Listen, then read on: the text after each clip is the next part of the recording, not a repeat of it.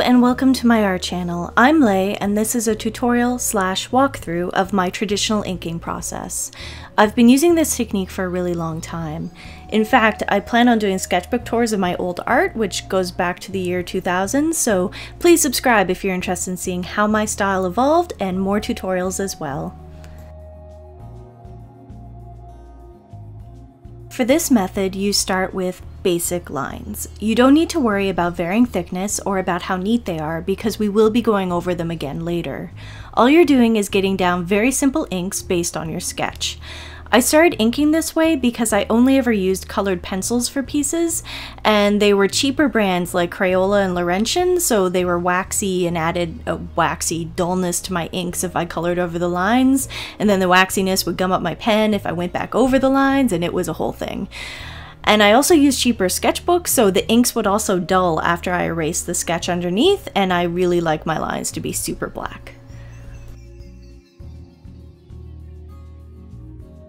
After your basic lines are down, you can erase the sketch underneath.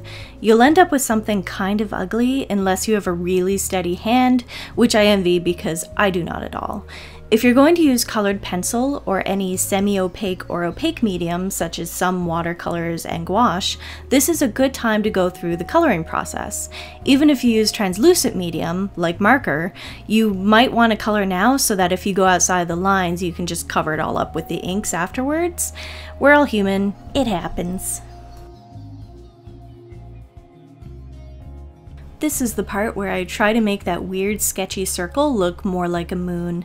I don't really know what I was trying to accomplish here. The whole picture is a bit wonky, and when I tried to color it, the water buckled funny, so I'm probably going to draw it again later.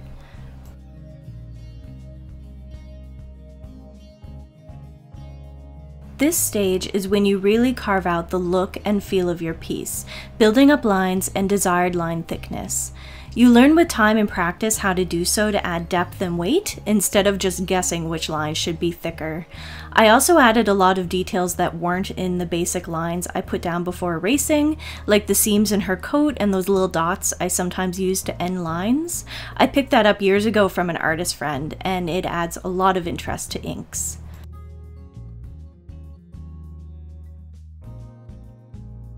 When you work like this, you learn not to fall in love with your sketches.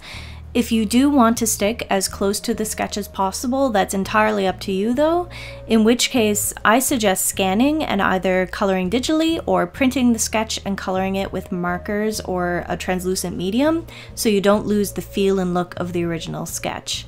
I can do a tutorial on coloring a sketch digitally too if anyone is interested, just let me know down below in the comments.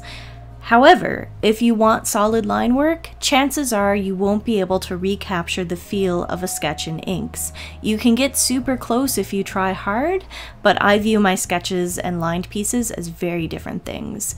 I also don't usually like my sketches, to be honest. It's really not one of my stronger skills.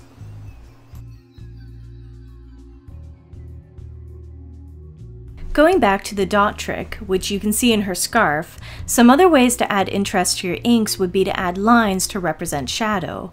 For example, under her eye, which represents eye bags, because we've all got them, there's never enough sleep in the world, and the dip between her bottom lip and the jut of the chin. Similar lines can be used to add texture, especially to clothing. I also add a few lines to the tips of her hair, even though I'm going for a very Art Nouveau inspired style for the silhouette. Anything that adds detail adds depth and interest to your inks. Here I am using a brush pen to fill in the cat. It's a gorgeous pen, but I'm too technical with my inks, so using a brush pen really frustrates me for making line work. I definitely recommend trying different medium though. You can use brushes with ink pots, you can try different colors, you can try different size nibs. I recommend playing around and experimenting a lot.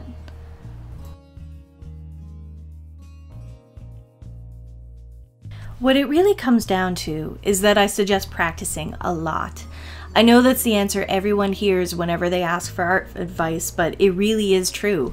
I promise you that the only way to get better at art is to practice. You develop a lot of muscle memory with anatomy and with inking and really with everything with practice. Classes can help too, and working from study does as well. It's fine to copy an artist's work for reference and training, just please don't post it anywhere and claim it as your own.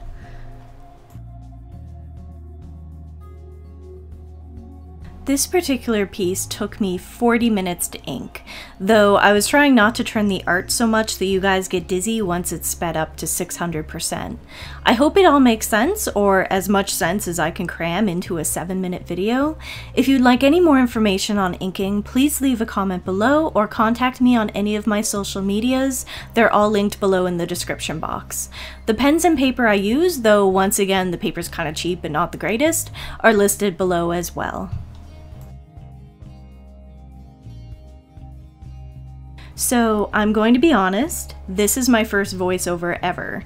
I've streamed art on Twitch, and even then I didn't use a mic. If you've listened to all my rambling and the cringiness of my voice, I thank you a million times over. I hope this video helped, and I hope to see you next time. Bye!